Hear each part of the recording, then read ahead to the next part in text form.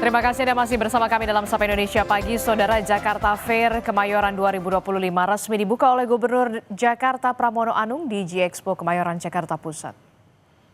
3, 2, 1, go! Kamis malam, Jakarta Fair 2025 resmi dibuka. Acara yang digelar dalam menyambut ulang tahun Jakarta ini selalu dinantikan warga Jakarta. Jakarta Fair akan berlangsung hingga 13 Juli 2025 dengan menghadirkan hiburan musik, kebudayaan, hingga kuliner khas tanah air. Selain Gubernur Jakarta Pramono Anung, pembukaan Jakarta Fair 2025 juga dihadiri Menteri Koordinator Bidang Pemberdayaan Masyarakat Muhaimin Iskandar.